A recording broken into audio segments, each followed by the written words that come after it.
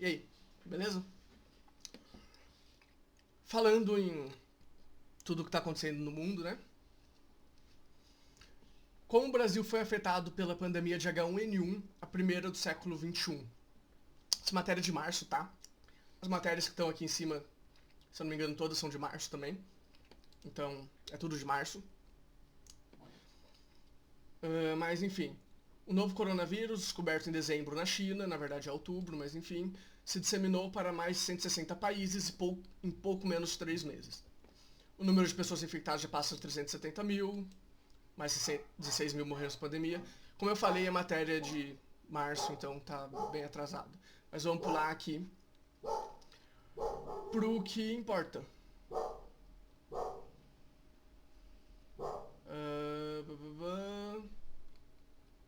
Aqui. Registros históricos apontam que desde o século XVI o mundo passou por ao menos 3 pandemias provocadas por vírus influenza a cada 100 anos. A maior delas foi a gripe espanhola, que aconteceu nos Estados Unidos. Estranho, né?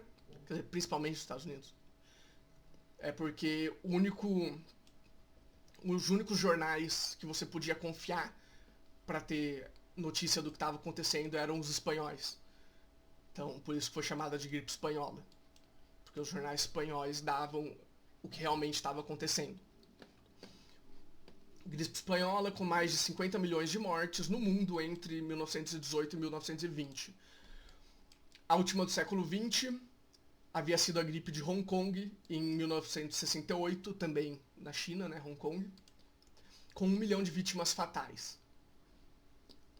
O mundo estava há 4 décadas sem enfrentar uma pandemia, quando em março de 2019 o governo mexicano foi informado do aumento de número de casos, aumento de número de jovens adultos que sofriam de uma doença respiratória aguda em pouco tempo.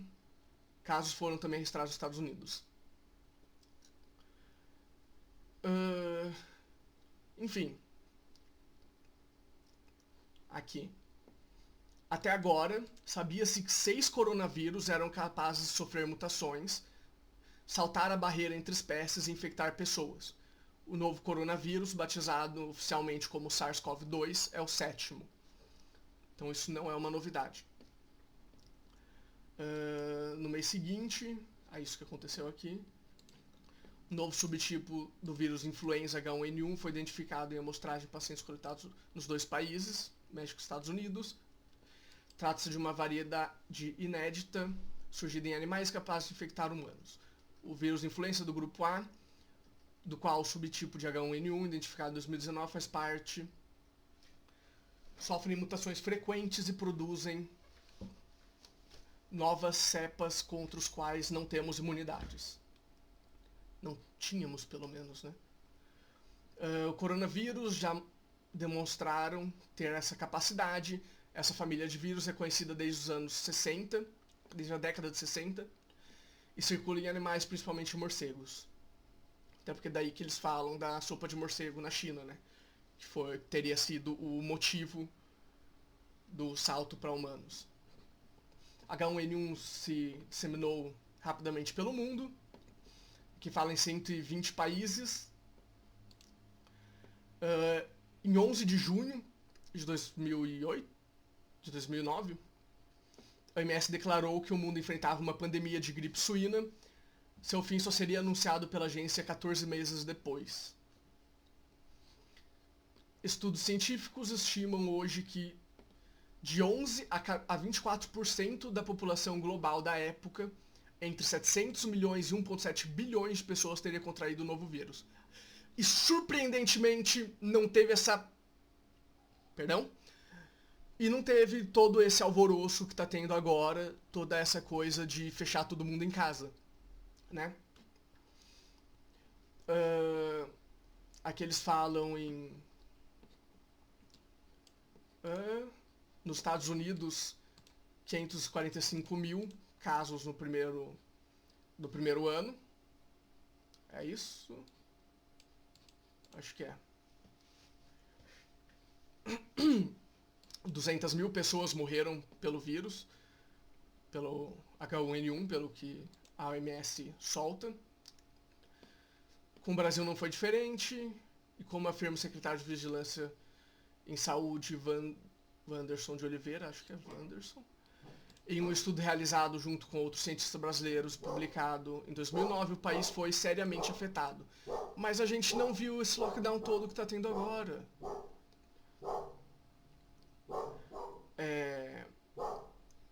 O reconhecimento da transmissão comunitária foi tardio, que é o que a gente vê hoje em dia aí, né, que é uma pessoa passando para outra. O Brasil teve 53 mil casos no primeiro ano, isso, tá? Mas o que eu quero pegar aqui, o principal, porque a gente sabe que o SARS-CoV-2, que é a Covid-19, ele é principalmente mais grave em pessoas 65 em diante, né, pessoas idosas.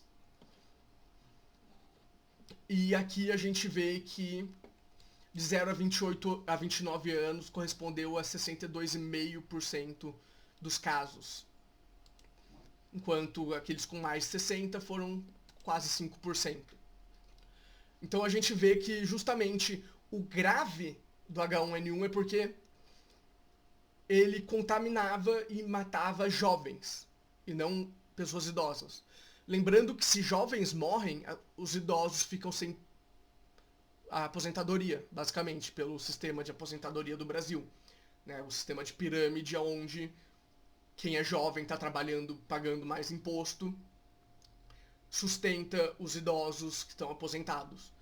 Então, se os jovens morrem, idosos ficam sem aposentadoria, a qualidade de vida deles cai, eles podem vir a ter problemas de saúde mais sérios com a qualidade de vida menor.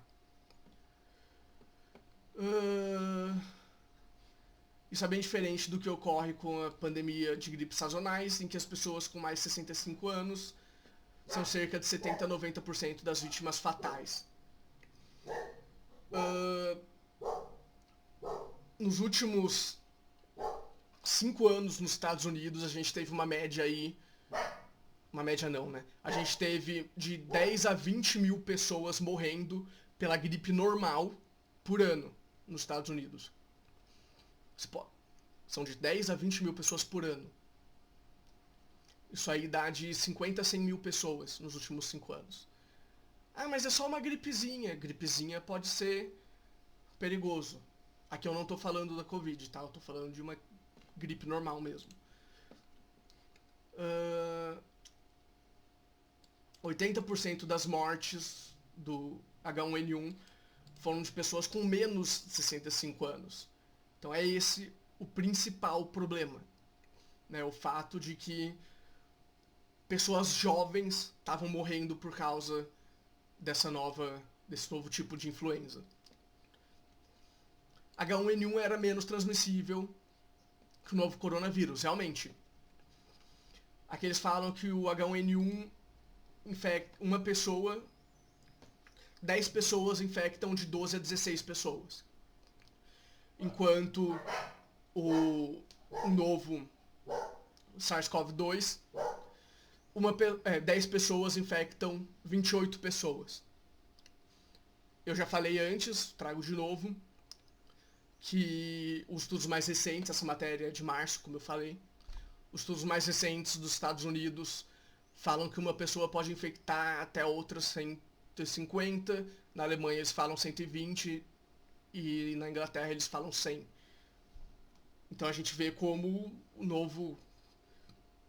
esse novo coronavírus é muito mais contagioso do que o H1N1, realmente. Mas ele só é letal, não só, mas ele é principalmente letal para pessoas acima de 65 anos. A gente vê aí pessoas abaixo de 65 anos têm uma taxa de sobrevivência, tem uma chance de sobrevivência de 99,975%. Então, não, na verdade é menos que isso. Mas enfim, para eu sair da minha casa e ir até a casa do amigo meu, na mesma cidade, se eu fizesse deslocamento de carro, eu tenho mais chance de sofrer um acidente letal do que de morrer pela Covid. Eu já falei isso antes, mas enfim, vamos voltar aqui. Medicamento e vacina. Eu não sei se vocês falam da vacina do H1N1 aqui.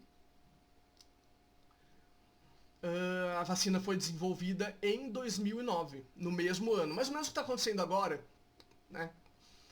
O vírus virou um grande alvoroço em março. Aqui pra gente, né? Em março, nesse atual. No H1N1 foi em junho. 3 meses de diferença. E a vacina saindo praticamente no mesmo ano. Mas...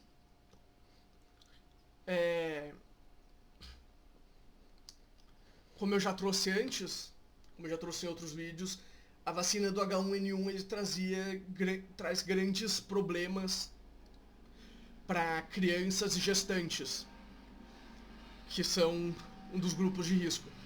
Então, eles acabam sendo mais letais para crianças e gestantes do que o próprio vírus.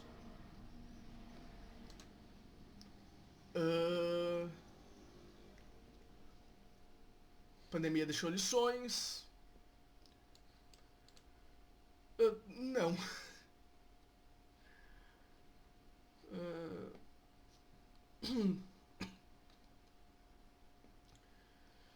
Ele fala que justamente o grande problema era que ninguém conhecia o vírus quando ele começou a atual e não sabia como que era transmitido. E aqui ele fala também, esse Fonseca, que é infectologista, né, como está escrito aqui em cima. Estamos cada vez mais sujeitos a isso, ao novo vírus, porque estamos invadindo a natureza e entrando em contato com animais que hospedam vírus desconhecidos. E as pessoas se deslocam mais pelo mundo e muito mais rápido. Então, hoje, o perigo de pandemias é iminente. Lembrando que a OMS estimou 272 milhões de pessoas. No último vídeo que eu trouxe sobre o assunto eu tinha falado em 250 milhões. Mas a OMS soltou um novo número, né? Ela revisou os dados. 272 milhões de pessoas morrendo de fome. Literalmente. Já imaginou você ficar sem fome? Ficar sem fome não. Ficar sem comer. Eu já fiquei alguns dias sem comer quando eu era mais novo. Né? Adolescente rebelde sem causa. Então eu fiquei alguns dias sem comer e eu acabava passando fome mesmo. E imagina você ficar 3, 4 dias sem comer. Beleza? Pra quem já teve essa sensação. Agora você pega isso e eleva a milésima potência. Você pega 3 dias sem comer, você vai ficar com fome. Agora você pega isso e coloca por 60 dias. Você literalmente morre porque, se eu não me engano, o ser humano não aguenta ficar mais do que 1 ou 2 semanas sem morrer. Eu acho, pelo menos era isso que a gente falava no ensino médio. Eu nunca cheguei a ver se era verdade isso. Aqui tem o Medicar, né, emergências médicas, H1N1, conheça riscos e formas de prevenção. Aqui tem os riscos. Em 2018 foram registrados 3.558 casos. 59,7% por causa do H1N1. Casos de gripe, perdão, não do H1N1. 60% desses casos de gripe foram por causa do H1N1. E 2/3 das pessoas que morreram de gripe foi por causa desse tipo de gripe. Ah, mas foram só 608 mortes e agora, com a pandemia atual, a gente está vendo centenas de milhares de mortes. Sim, mas a gente está falando de quase 10 anos depois da pandemia do H1N1. Grupo de risco, praticamente todas as pessoas, né? Como a gente viu no outro artigo. Mas os principais são gestante, trabalhadores de saúde, indígenas, idosos, imunossuprimidos, pessoas portadoras de doenças respiratórias, cardíacas, renais, hepáticas e neurológicas crônicas. Tá meio que igual, né, H1N1 e SARS-CoV-2. A única diferença aqui eu diria que é os gestantes. Porque ninguém falou que, até agora pelo menos eu não vi, ou pelo menos não me lembro, de que gestante é um grande grupo de risco.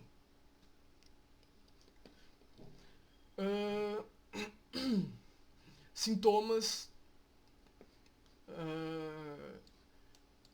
transmissão de 14 dias em crianças e 7 dias em adulto, mais ou menos igual o novo, só que agora é 14 dias para todo mundo, né? Não tem essa diferença de criança e adulto. Na verdade tem, criança é 0, ao que tudo indica. Ao que tudo indica, não é certeza ainda. Os principais sintomas: febre alta, tosse, dor de cabeça, dor muscular, falta de ar, espirro, dor de garganta, fraqueza, coriza e congestão nasal. Eu fico com metade disso se eu tomar chuva. Sendo bem, se eu sair, tomar chuva por 10 minutos, no dia seguinte, ou no máximo 2 dias depois, eu tô com metade disso. Em alguns casos, ainda é possível que o paciente tenha diarreia, náuseas e vômitos. É praticamente a mesma coisa que o atual.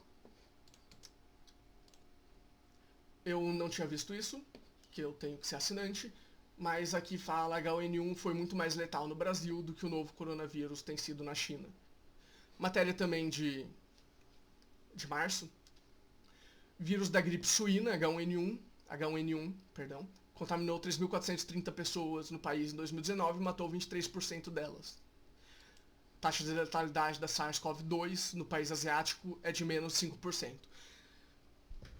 Se a gente considerar os novos dados, essa taxa de letalidade, na verdade, é de menos de 1%, se eu não estou enganado. No Brasil está em 1,6, ou 2 ponto alguma coisa, está entre 1,5 e 2,5 no Brasil, se eu não me engano. Mas se a gente considerar o mundo inteiro, a taxa está menor do que 1. Mas se a gente considerar também aqui, né, eu vou ter que abrir a calculadora, que são números grandes. É isso que tinham falado? Acho que é.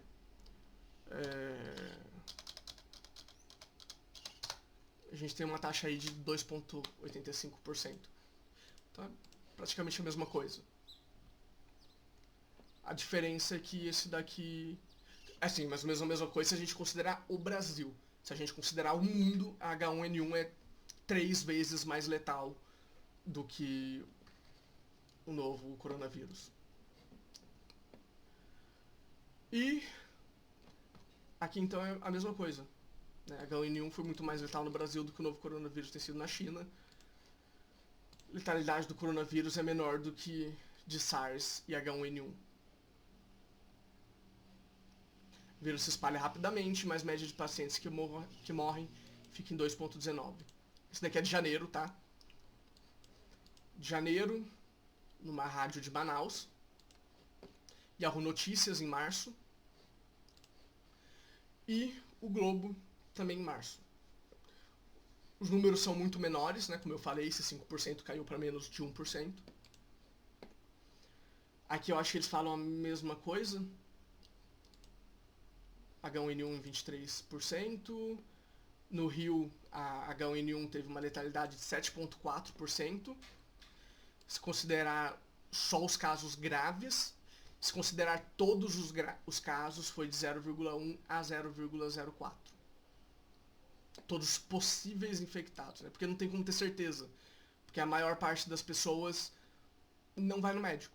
Eu mesmo fiquei resfriado 3 semanas atrás, porque eu saí com o cachorro na chuva. Na verdade, eu saí com o cachorro, enquanto eu tava com ele na chuva, quando eu tava com ele na rua, começou a chover. Então eu peguei chuva, fiquei resfriado, não fui no médico, só fui ali na farmácia, comprei um multigripe e já era. E é isso, eu não vou colocar esse link, né, porque tem que ser assinante, então já fecha. Vou colocar os outros 4 links na descrição. E é isso. Eu realmente acho, todos os números apontam também, que a reação está sendo muito grande para uma coisa que não devia estar sendo tão grande assim. O caos está sendo muito maior do que o vírus. A morte pelo caos está sendo muito maior do que a morte pelo vírus. Eu tinha achado... Perdão, infodemia. É isso? Deixa eu ver se eu acho essa palavra em algum dos outros. Porque eu tinha visto alguma coisa falando aqui, ó. Dupla epidemia. Medronho é o nome do médico.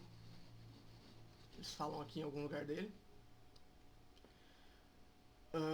Vê na Covid-19 uma dupla epidemia. A primeira é da infecção causada pelo vírus, propriamente dita. A segunda é da infodemia, o pânico exagerado alimentado por fake news. É basicamente o que a gente vive hoje.